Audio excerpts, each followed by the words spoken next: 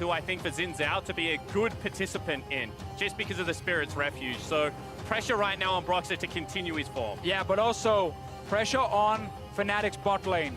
Because with the Shen top, with the Galio mid, they're really telling me on the side of EDG, it's the classic LPL style from them, it's go bot lane. And as I keep saying it, but this Sivir cannot defend herself against an Alistar. Well, let's see what Reckless can do. He's currently 2-0 on Sivir. He's currently unkilled on Sivir. And he's going up against iBoy's Kai'Sa, which he has played 7 times since play-ins, only lost 1 single game. Fnatic are down 0-1, and this was one of the pre-tournament frames. This was the best in the West. This is the team that everybody was looking at now that KT and RNG were eliminated to win the whole thing. And this is the game where you earn that praise. This is where you prove your quality after being smashed in game 1, that you can bounce back, you will not have broken mental, and you'll live up to the expectations.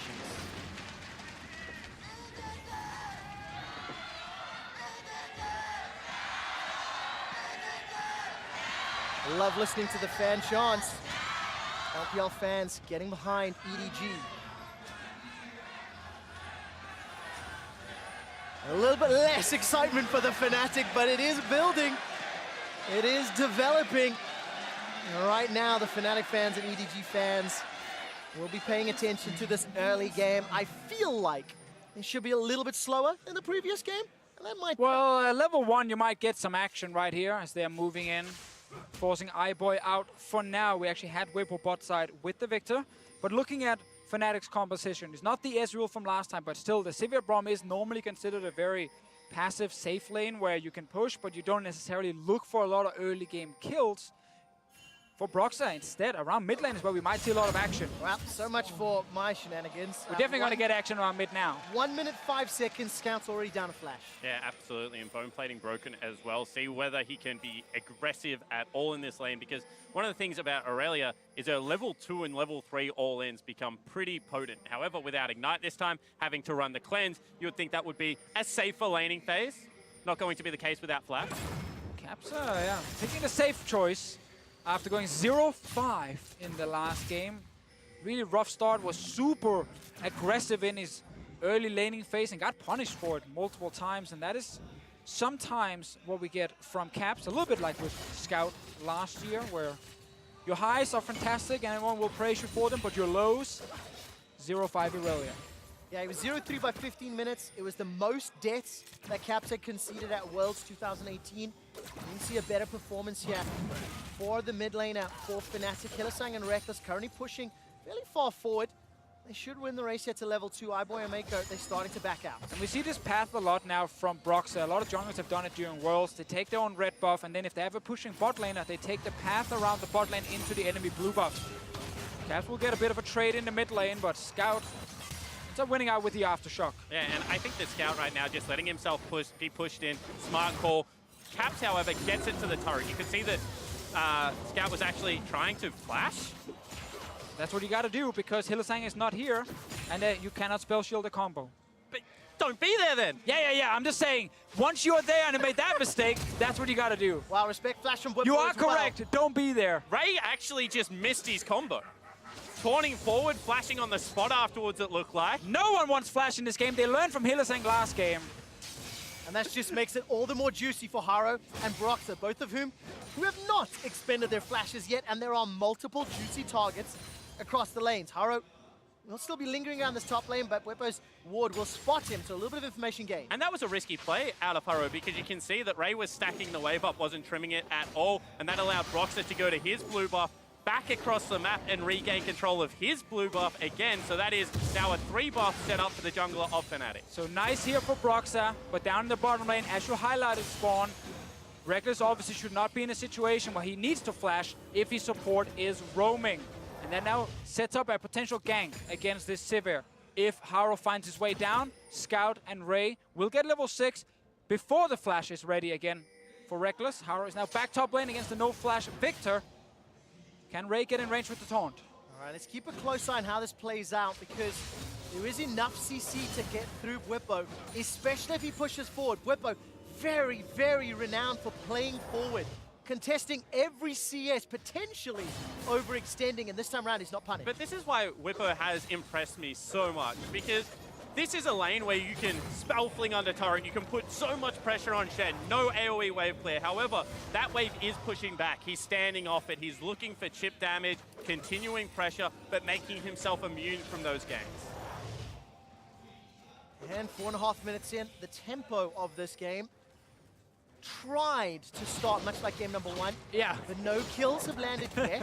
But we have seen multiple attempts, right? And we continue to see just how impactful these early game decisions are. And unlike the previous game, EDG do not have a 1,000 gold lead. And the other difference in this game is Broxah actually has an experience lead. Goes back, gets red smite. If he continues to race to level 6 and he wants to start running into Haro, then that experience lead comes up trumps in the jungle position. We'll see whether he can keep the pace. It's actually insane how safe Whippo is trying to play top. He's so scared of pushing this lane, as you highlighted before he has spawned. And it means that Ray gets just free time to keep blast hitting these minions. Whippo knows the wave is pushing towards him, and then he will be fine without his flash, because his jungler is looking bot side. Same thing for Haro here. So everyone is now focusing around 280 carry spot. Yeah, of course, it's a 10 CS advantage for Ray over Whippo. Thanks to that very early invade, Broxah's going to show down bottom and clear out this control ward. Hilly feeling a little bit more brazen, pushing forward as Caps makes his way down as well. And Fnatic take their window to get bottom side control, because you can see Ray about to get level 6, Scout in the same position. So this is probably the last time they can get control of this area. Oh, hi, boy. Let's find out whether or not there's any trouble. That's a flash engagement, but no flash for Reckless. He's trying to escape with his life, but there's no follow-up from EDG. Mako went just a little bit early. Maybe. Here comes Haro. Sonic Wave comes in. I think it was body blocked by Hillisang. Broxah's potentially going to turn around, and nothing yet. One of the most important things in the world's meta is synergy when you're starting fights. Everyone on the same page. Not the case here for EDG. Mako calls, I can get the combo on Reckless. Haro could have flash followed him instantly, but didn't do it. He tried to get in range. Not enough time, Reckless stayed alive, and now bot lane. It's the LPL special party in the bottom lane, and everybody's invited. Here comes Scout. Hilly's trying to get back to the tower. He gets taken out. First blood for Haro. Stands United, channeled and used by Ray. Now Brox is a juicy target. This is a 5-on-1 as Brox is waiting for support. Caps and Reckless make their way up. Very good flash from Broxah. Gets out of range of the taunt. The chase isn't done yet. Justice Punch used there by Scout, trying to chase down Broxah. He's going to get caught. The Tempest, the Cripple, the Slow, the Red, the Kick. Wins the war, not enough, and iBoys on the board. 2 kills to EDG. And the Scuttlecrab comes up MVP. It looked like he was out, but they had taken it 45 seconds earlier, and they're able to pick up their second kill. And we said as soon as Shen ulti is ready, we can get a play bot lane. It was not against the Sivir, but instead against the Braum, because Hillisang was the man in the front. Instantly they jump him. They know the tower dive is safe due to all the great ultis coming in. And Broxah, yeah, he's running, he's buying time, but he's not killing anyone. And the difference between a safe turret dive and a botched turret dive is decision making. Go as a unit, everyone get under there. Because if you hesitate, we've seen so many of them turn to disaster. Early Shen ultimate, Galio already on the play, well executed dive from EDG. And it's iBoy picking up the first kill for himself here with the Kai'Sa. That is the pick we have seen so often. The moment you get to 2 items and you force team fights, she's scary. And of course, once again, you see Haro coming up huge. Second game in a row, early game impact is felt. It's the reason that he's starting over Clearlove, and it's the reason that EDG have another advantage. We caught a glimpse there of Broxah, sorry, Caps, I misspoke, making his way to the top lane. Ultimate is available for Irelia, but they don't want to go for the dive, and it just fizzles. And Spirit Refuge still available, just means that Aurelia getting underneath that, as well as Galio ultimate, if they want to get up into the top lane. They even have a teleport. I mean, just so many tools at that stage of the game to repel. Yeah, and that's where Fnatic now are kind of stuck in a rough situation where they need to decide, where do we focus our attention with Broxah? Bot lane is really difficult with the Sivir Braum, but there is a chance against no flash on Mako. But then you again have to respect Shen ulti, Galio ulti, all these tools to come in and stop you. And going mid seems like the more obvious answer when you have Irelia, but that's cleanse Irelia, and Scout is already building Ninja Tabby. So it's actually very difficult for Fnatic to find a lane to snowball in the early game. Well, there is one advantage for Fnatic. They are keeping close gold-wise. Some CS advantages for top and middle, mean it's touching distance, but EDG have got the first Infernal, and they're the ones making the first moves. Yeah, I'm glad you mentioned the top lane though, because that is the lane where Fnatic will get further and further ahead, but not through ganks necessarily, just perma pushing by Whippo, and eventually he takes down the turret. Will take some time. EDG will have enough time to actually pull off another play bot lane with the Shen. But that's kind of thing for Fnatic at the moment. They're kind of waiting for lanes to win on their own. And I think the problem is, and we've hit on it so much, is that in the 1v1 versus the 2v2, advantages top lane mean that you get ahead in a side lane, you continue your split push. Everyone else has to play so controlled. Well, against Kai'Sa Alistar, that job is incredibly difficult. If they open up the map, they can continue to force fights. All right, Reckless has flash available. Hylissang does not. Reckless throws down the ult in Hilly, maybe conceding his life. Throws up the vault door, and the minion wave will die shortly, but he's just looking to buy some time. No access to the ultimate. Very good sonic wave there from Haro. The kill will be donated over to Scout. Just makes it look easy. And EDG, they love this strategy. Just go bot lane every single time. For scoring told me before the tournament, at 9 minutes, EDG wants to take the bot lane turret. And this is now 9 minutes, 55 seconds, so it counts in this case. They almost got the turret. They did get a kill as well. Meanwhile, top lane, Ray and Whippo fighting. All right, Whippo's going to throw down the gravity field. Ray's going to escape for now. Whippo was taunted under the tower, so he takes a shot to the face. If this fight continues, Scout can join. That's a flash in from Ray. Defensive from Whippo. And Ray fancies his shots with that Spectre's Cowl. Yeah, now potentially mid lane as well. Let's take a look. Where is Haro? The taunt's going to land on the Caps. Caps has got Cleanse and Flash. Throws down the Cleanse. Tries to turn it around, but that's the shorter cooldown summoner spell. Yeah, Sonic Wave there, actually, taunt. Okay, Chaos Storm is available for Whippo. He may need to use it. Siphon Power Shield will help a little bit, and there's the ultimate going to start ticking away. Ray is going to win this 1v1. Whippo's running for his life. Siphon Power buys some time. Not enough, and Ray gets a solo. What do you do when your one winning lane is now losing? While you win other lanes, Stand United into Taunt, into Galio ultimate. Caps is the target, and can he get anything? The flawless duet stun turns it around. Caps with the outplay. In the end, it's an outplay from Caps that gets Fnatic a little bit back in this game, but before that, Ray, the guy who TP'd down bottom lane, fell behind in CS, solo kills the last pick, Victor from Fnatic. See what happens now, another fight. All right, a little bit of an engage here as Mako does get the pulverize down. Hylissang has now joined the fray, access to the ultimate. Scout is the target. He's taken down by Hilly.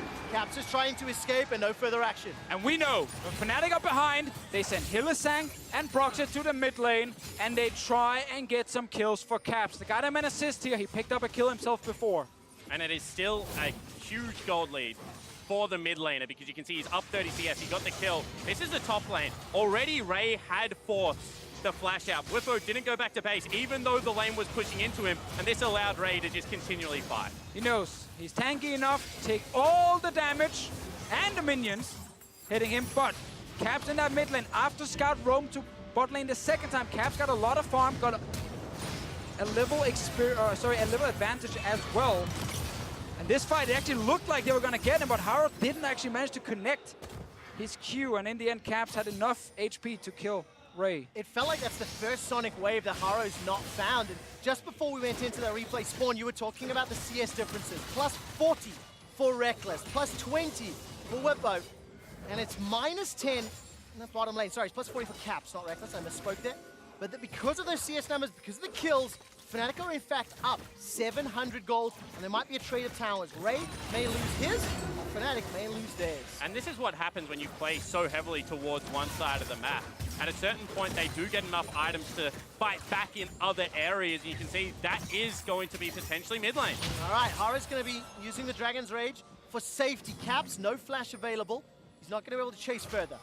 It is pretty funny though, the first time EDG try and ulti towards mid lane, they lose 2 kills.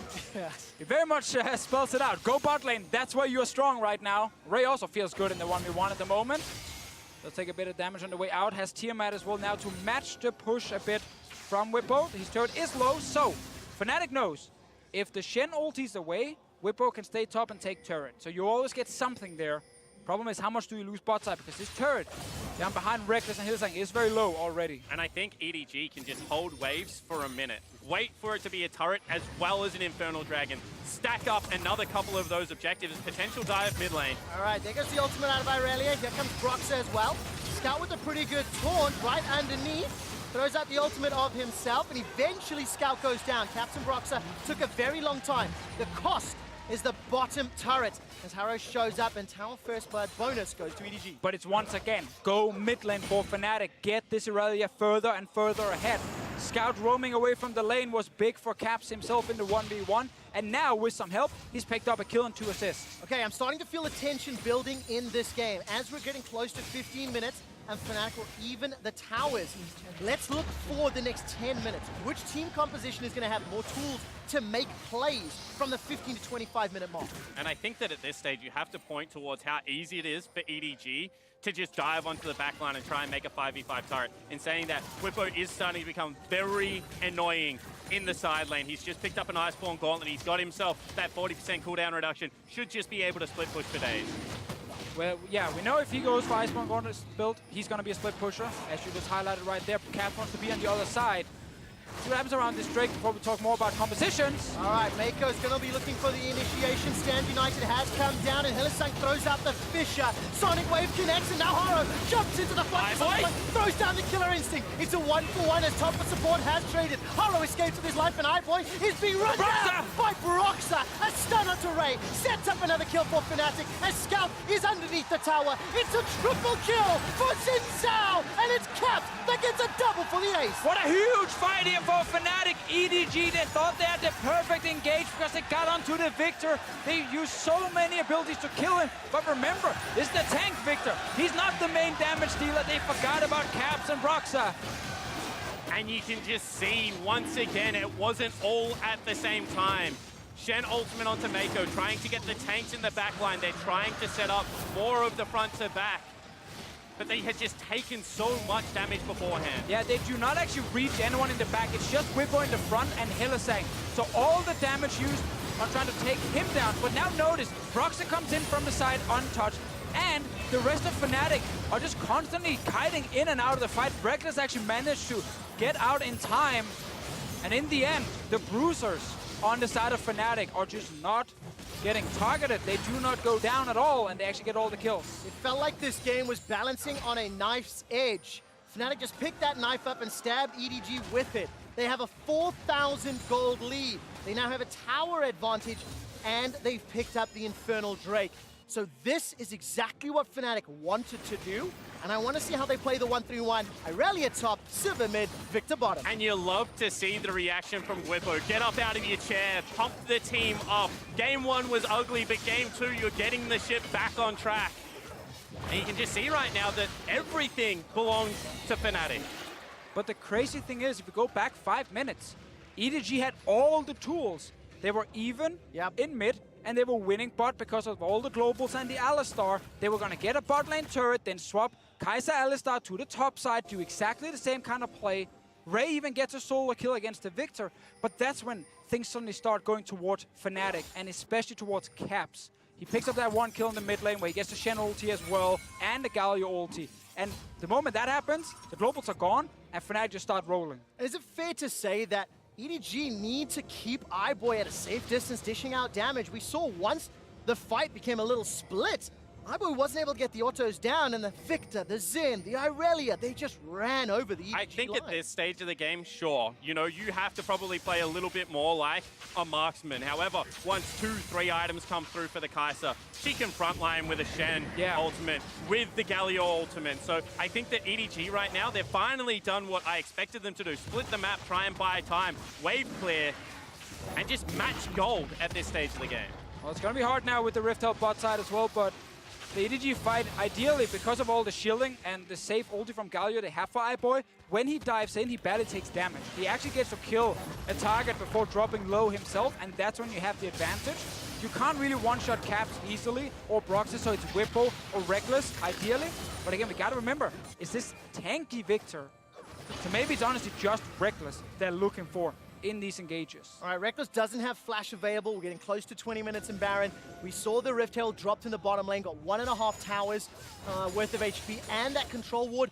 There was one in the bottom lane. It has just been replaced by EDG defensive vision on the right-hand quadrant, while Fnatic are pushing their vision line to that inner turret line. And historically, more than anyone else in the world, 1-3-1 setups have suited EU LCS teams. The Europeans spread the map, force you into bad decision, know their windows where they can look for vision control and then punish you when you try and take it back. Full control of that right now. Go back several World Championships and it was Fnatic that popularized the assassins in the side lane, some of the classic EU mids. And in a classic matchup with Fnatic versus EDG, I think it is appropriate to remember days gone by. It's true. And now it's going to be up to Fnatic to even up the series because they got obliterated game 1, but they bounced back. They've got a very strong lead moving into the mid game in game 2. Yeah, I think most importantly, they bounced back with their jungle and mid duo. Because Caps was completely shut down in the last game. Ended that game 0-5 on the Aurelia. Completely different now. Started getting ahead in CS when Scout was roaming, then picked up kills. And now he's super far ahead. If anyone tries to match him in the sideline, he's going to kill them.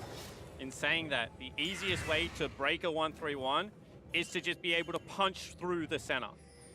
Level 11 has been achieved from Scout. Level 12 already for Ray. As soon as they have that flash available, they can look to just regroup up and try and regain control. Gotta be a little careful, because on the flip side, Whippo, level 13, Caps level 13, advantages to Fnatic. They've got experience, they've got map control for now. Look at the mini-map. Caps is pushing top. There's support for Whippo and bottom, and the 4th tower of the game falls in favor of Fnatic. And the thing about 1-3-1 is it's not like you don't get windows for plays. It's just that they take so much more if you don't execute on the plays, and you're under high pressure to be able to do so. So they look top lane, they try and get some control. Instead, Fnatic able to take down that bottom turret. One more play on the bottom side of the map, Whippo's in your base. And in a full 5 versus 5, if you chase for kills, you normally don't lose anything because all the 5 members from the other team are right in front of you. In a 1-3-1, if you chase for kills, you're most likely losing a turret on in-him somewhere else on the map. Well, there we go. That's the divisive nature, decisions and cost of repercussions. By the way, look at the goal difference at 20. EDG were up 8,000 in the previous game. They were down 5,000 this time around. And EDG, they still have the ability to wombo combo, but they won't have many opportunities to shoot if they continue to fall behind. Yeah, this one they're hoping for a chance at Baron. That's always the one where the enemy team is stuck in the Baron pit. You get your Alistar combo in there, Galio ulti fills up the entire area around the Baron, and you hope to get a good setup. But I think one of the most improved things for Fnatic this tournament has been their Barons. They've actually been very, very clean. They've been very good at disengaging Baron when it was too risky and then take the fight instead.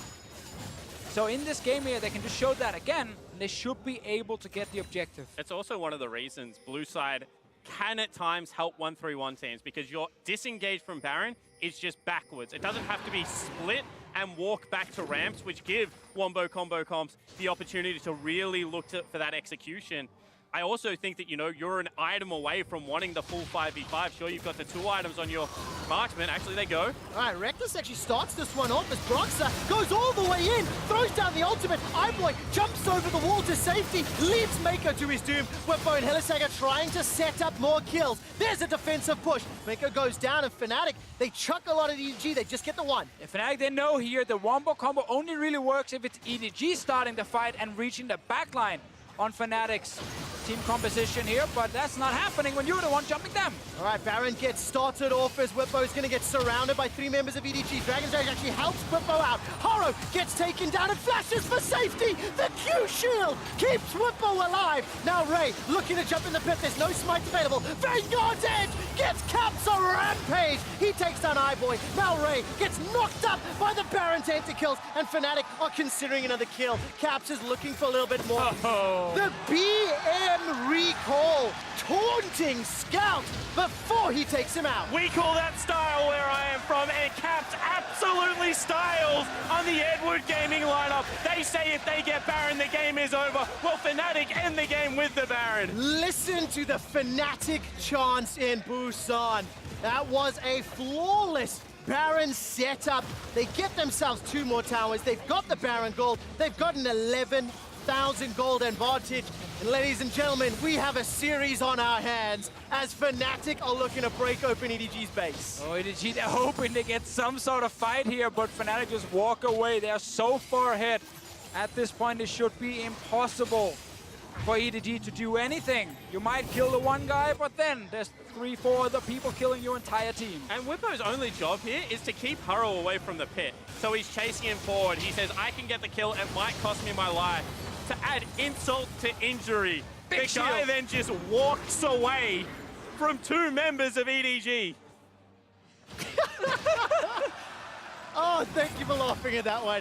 I absolutely love the reaction cam. This is, of course, the Baron going down after Caps jumped into iBoy. We like them so much, we pause the replay just to show it, and then we go back into the replay to show what happens right after. Caps, right here, did not misclick his recall. He just wanted to have a good Styling. I like that. I like that. A little bit of style points at the end. Haro jumps away from the engage here from Brox. And by the way, Whippo's got the most emotive eyebrows on the planet. Watch it next time you see those replays. Fnatic, they bounce back from game 1. The duality of first pick Irelia. Game 1, 0-3. Non-existent. No way to impact the game because it fell apart around him. This time, 5-0-6.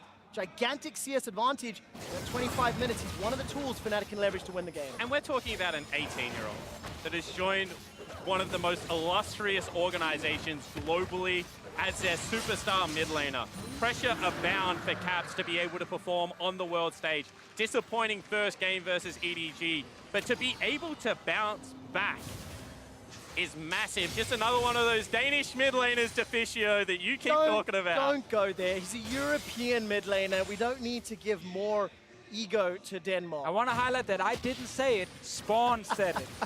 Well, let's see whether or not this Danish mid laner can help even up the series. There is the engage. The Stand United taunt comes down, and Whippo's already dead. Reckless and Caps can still turn this around as the Vanguard's edge disarms members of EDG. They haven't got a kill just yet. Stand United's bought some time. Reckless with 1, Caps with a second. The minions are making their way to the base, and this will open access to the inhibitor. We got the combo, but it's too late for EDG. The rest of Fnatic can just take them down right after.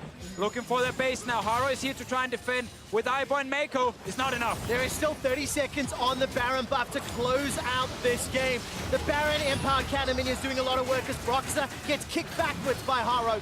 One Nexus turret has fallen. The second now will be jumped on by Caps and Hilly and the rest of You have Fnatic. to go! They turn their attention to the Nexus. There's not much time left. A little bit of an engage. EDG just trying to buy some time. Reckless goes forward, trying to get the ricochets and the boomerang as Caps gets a stun from the flawless duet. He stays alive. Broxer stays on the Nexus, and those style points continue to grow. That's a dash, that's a kill, that's 1-1 in the series. And every now and again, as commentators, we get to sit back and watch a star born on the international